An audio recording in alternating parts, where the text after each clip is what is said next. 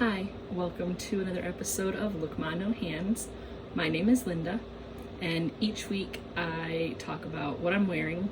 Sometimes it's crochet, sometimes it's not. What I've been stitching, and that's always crochet. What I've been reading, what I've been watching, and every now and again I do a special segment that I call Fancy Footwork, which is me demonstrating different activities that I've adapted to be able to do with my feet. So again, this week what I'm wearing is just another one of my Dare to Try t-shirts. Dare to Try is a nonprofit organization that helps athletes with disabilities train for and participate in triathlons. In 2019, I did Chicago Triathlon, which was tons of fun. It's definitely a pretty intense sport to participate in. That year being my first year, I chose to participate on a relay team so I wouldn't have to do the whole race because wow, that's a lot. The portion of the race that I did was the bike portion. If you're wondering how I ride a bike, I have an adaptive cycle. It is a tricycle, and the steering mechanism is kind of worked into the construction of the frame where the whole seat is on a swivel. So to steer, I kind of lean side to side. Maybe what I'll do at some point while the weather is nice, get out there on the road and demonstrate how I ride my bike and show a little bit of that. So yeah, that should be fun. For this week, what I've been stitching, I made another one of the bandanas that I was working on. I changed the design up just a little bit. I'm still trying to engineer something that I feel satisfied with. It's getting a little better, but still not quite what I have envisioned. So back to the drawing board at some point. I'm going to give it another go and see if I can come up with something that I'm more satisfied with. But for now, it'll suffice. And in my search for a pattern to make like a bathing suit cover up, I came across a video on YouTube by a content creator that goes by the name Amazing Page. I'll put information about her channel down below.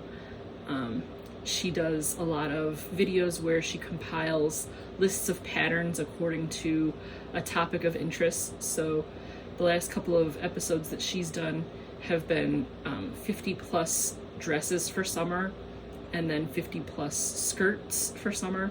So when I saw the skirt compilation, I kind of looked through there and found maybe 5 or 6 patterns that I thought looked interesting. So right now I'm working on one of those patterns. What I like about it is you can kind of customize the length of the skirt.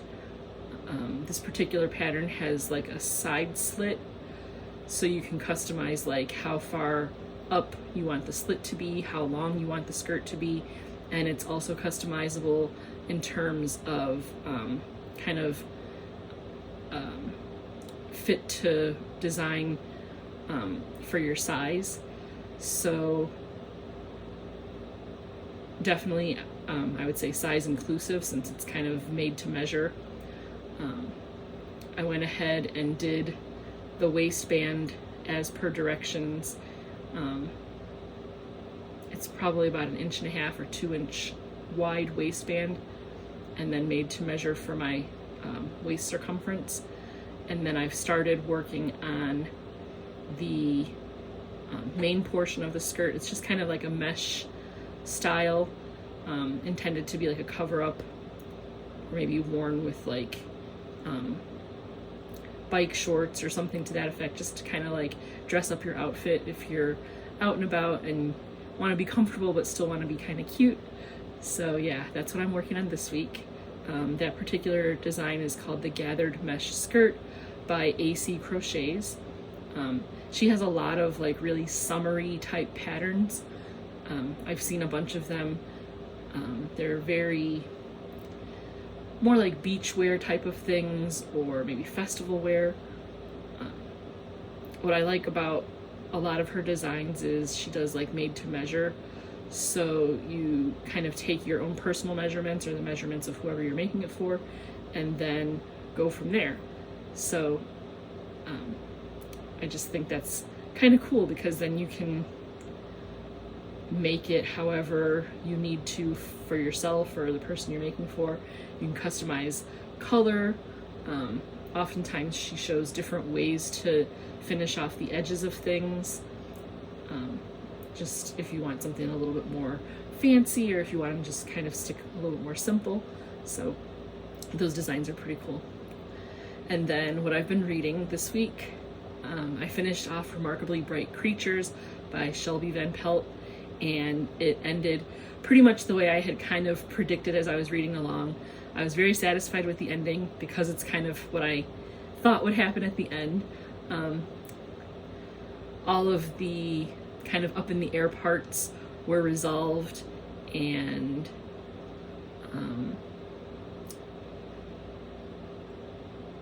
things with Marcellus were resolved in kind of a peaceful way. So it was a lot of fun, and just like I said, very satisfying ending. I highly recommend that book just because it was a very kind of laid back, kind of comforting read, though there were parts of it that were a little bit dramatic and kind of intense. Things just kind of resolved as the story progressed, and everybody kind of got their own peaceful ending, I guess you could say. So it was just a fun little relaxing read. And then I picked up a book called Dragonflight by Jessica Day George, and this is a juvenile fiction. It's the second in a series of books. The first one is called Dragon Slippers. I've read that like years ago. Loved that book. Picked up Dragonflight shortly after I'd finished Dragon Slippers, and life got busy and I didn't really take time to finish it. Recently, though, I found a copy of it in audio format, which is my preferred way to so-called read books, because it allows me to listen to the audio while I do other things like crochet or kind of putter around the studio and straighten things up or organize supplies and things like that. So when I found the audio version of Dragonflight, I decided to finish the book. And I'm glad I did, because it was a lot of fun. In the story, there is a young maiden who is a seamstress, and in the previous story, she was kind of given enchanted slippers that belonged to one of the dragons. He gifted them to her after taking her captive. And then there's all kinds of things that kind of started in that story that have continued on into Dragonflight, where Creel is her name, is kind of revered in this second story as being like the hero who brought peace to the land after some unrest between people and dragons. In this next story, it seems that there's another dragon uprising that was a little bit unexpected by everyone involved. They thought that things had kind of resolved and become more relaxed in the first story. The dragons seemed content with their circumstances, but all of a sudden they're finding out that there's dragons that are attacking different villages, and now it's time for Creel to step back into her role as like the liaison between the dragon world and the human world, and she has to figure out what's going on with the dragons. Why are they starting this new uprising? And as the story goes on, they figure out what the issue is and eventually come to a conclusion of how to solve it. And again, she's revered as like this magical dragon whisperer girl that is able to keep the peace between humans and dragons. There is a third book in the series, which I will be picking up next month, because I want to know how things kind of resolve with some of the storylines that are still developing. there's a little bit of a romance happening that I'd like to know which direction it goes into. Yeah, it's just a lot of fun. If you like fairy tales, Cinderella, if you're a fan of Ella Enchanted, this is definitely a book that would be fun to pick up and just kind of kick back and relax with.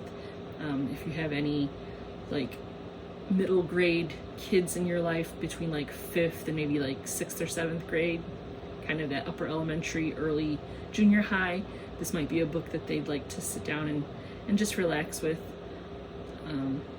If you're a fan of like Game of Thrones with all the dragon type stuff, and you have young kids in your life that you don't think are quite ready for that intensity of Game of Thrones, this might be a good little like taster series for them.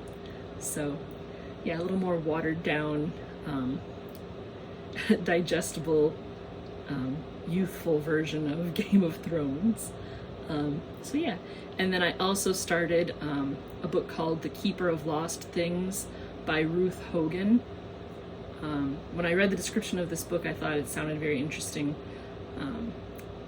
The main character in here is again a person that's kind of lost in their life. They're experiencing divorce and kind of trying to find their way in the world after all of that happens. They are acquainted with an elderly man who passes away and leaves his estate to her.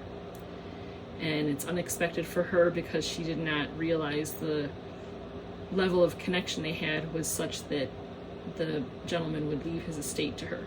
A big part of what his estate contains is items that he's found when he's out and about in life, when he goes out for a walk or when he's out on his travel and things like that. He picks up random things that people have misplaced, people have dropped, people have discarded, and he collects them. He marks down where and when he finds the objects, and then he catalogs them in his home. He passes away and leaves this collection to our main character with the instructions that she is to do her best to reunite the owners of the things that have been lost and found. She is very much at a loss for how she's going to do this, being that she's not the one that even found them to even know. I mean, obviously he documented very easily like what he found and where he found it. She just is completely like flabbergasted as to how she's supposed to reunite a lifetime of lost things with people that may not even remember that they had them, let alone that they lost them. So she's struggling with that, and then struggling with all of like her own personal issues. She moves into the man's home after he passes, since he left his home and all of the estate to her. The gentleman had a neighbor across the street that he was always very kind to. The neighbor is a young adult woman with Down syndrome, so he always, said good morning to her, waved to her, treated her very neighborly, and she felt very connected to him. So on his passing, obviously she was a little bit mournful, but then when she saw who the estate was left to, it was someone that she felt she could befriend, and she was correct in her assumption. So that character's name is Sunshine, and she becomes a very important part of the story. Her character is very relatable, and she just very likable. She's a hard worker. She is passionate about the concept of reuniting people with their lost things. She's intrigued by some of the mystery involved with the lost things, and I just really like how they developed her character and the relationship that she has with the main character, whose name escapes me as I'm going through this book. There's also the groundskeeper of the estate, whose name does not escape me. His name is Freddie. So Freddie is involved with this, and he's kept on as the groundskeeper of the estate, and he's also very interested in the collection of lost things.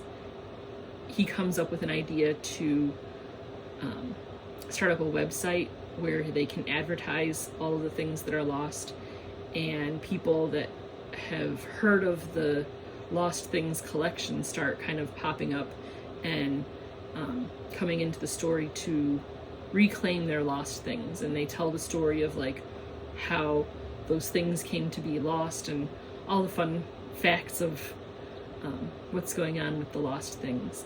In the story, there is also a little element of like supernatural, paranormal type things. The gentleman that passed on had a sweetheart when he was younger who was in an accident and passed away when their relationship was very young. He never had any desire to pursue any other romantic relationships. He basically just kind of mourned for what was lost with that first kind of like true love situation. And he was so dedicated to that person that like in the early parts of their relationship, he had even made an entire rose garden for her. Like he just really had like this romantic kind of like perfect ideal relationship with the woman. And so there are kind of paranormal things happening throughout the story where it seems as though the spirit of his long lost love is kind of haunting the estate, even though they think that his death has reunited him with his sweetheart. It seems that she's still an unsettled spirit, and they're trying to figure out how to satisfy the spirit. Again, have not quite finished the book. I'm about 80% of the way through, so you'll have to stay tuned next week to see what I have to say about the ending as to whether or not it's satisfying or if it's kind of a flop. At this point, I'm very much enjoying the book. I think it's just a very fun story with the idea of like the lost things. The fact that the gentleman kind of had stories behind each of the lost things. It was just very interesting and kind of makes me think about my own, I don't want to say collection, but like when I see things out and about, when I go out for my walks or when I'm at the park and I see like a lost item, I think about like who lost it, was the discard intentional, things like that. I know that I've heard a story that Tom Hanks, when he does his walks through Central Park, if he finds items of any kind of significance in Central Park, he will take pictures of them and post them on Instagram. I had heard a story once that he found someone's school ID in the park and posted it on Instagram, and the person that lost it found his Instagram post and claimed it and got to meet Tom Hanks, which I think is like super cool. But maybe that was kind of like almost like inspiration for this story, or could be like inspiration for other stories that similar to this. But yeah, it's just kind of a fun concept when you think about like just random things that you find in your daily travels. At the grocery store, you can see like, you know, a misplaced pacifier, or just objects that we think of as like everyday items, or things that don't necessarily carry any kind of like monetary significance or value, but to some people they might be important in their life at the moment. So yeah, it's just fun like food for thought type of story about like things that we have that we lose, how we feel about losing them, what others might think when they find them. So it was just a fun little story to think about. Watching this week, more of the same, General Hospital, our daily watch of that. Definitely have been enjoying that, I guess you could say, quality time. Since Tim's been out of school and just kind of living the young adult life, still trying to transition into full adulthood, he's been spending a lot of time at home. So it's fun that we've kind of reformed what our relationship is by watching various television shows and just kind of having quality time in this transitional period of life. We watch Who's the Boss, which is a fun little kind of kick back and relax type of show. Everwood, another one of those shows that we just kind of watch in the evening as something to kind of fuel conversations between the two of us. We watched a documentary this week about the Back to the Future movies. The documentary was called Back in Time. We're both big fans of Back to the Future, so when we saw that there was a documentary about the movie, we thought, oh, that would be tons of fun to watch that. So we pulled that up and watched that, and yeah, that was a fun little history lesson of like how the movies came to be, the fact that there literally are only 3 and there will only ever be 3. The fact that a lot of people say that like sequels typically are not as good as the first, but in this case, like, the second one is as good as the first one and the third one is as good as the second one. So yeah, it was just a fun little like pop culture trivia knowledge type of thing to watch. I'm still continuing to watch Ginny in Georgia. And then recently we decided to watch Gone with the Wind. We made a decision to not try to sit down and watch the entire film in one sitting. It's almost 4 hours long. So Tim was like, I don't know that I can watch 4 hours worth of a movie of that caliber. So the first session we sat through was just a little over an hour. Not sure how long we'll watch the second sit down of it, but it's been interesting because before the start of the film, someone came on and kind of explained like the history of the film and controversies surrounding the film, which is a lot of stuff that I kind of already knew, but it was good for Tim to hear a little bit of the history of the film.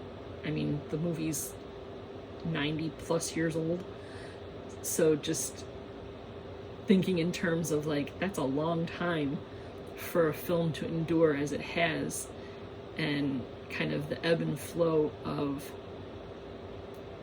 the controversy around it. And yeah, it's just fun to kind of sit back and watch films that have endured and kind of try to think about like why they have endured. So it's been fun sitting back and watching that with him. And as things go this week, that's about all I have for you. I appreciate you stopping by if this is your first time. Hopefully I'm not too all over the place. If you enjoyed what you're watching and you want to see more, go ahead and hit the subscribe button. And if you think you're subscribed, go back and double check, because I've heard from a few people that they thought they were subscribed, and when they checked, found out that they weren't. So go ahead and double check to make sure you're subscribed. Hit the notification bell so that you're notified when new videos come up. If you enjoyed the content, go ahead and hit that like button. Share in case you know someone that you think might be interested in it as well. Go ahead and share on social media. Let people know what you're watching, what I'm up to. And until next week, I will see you later.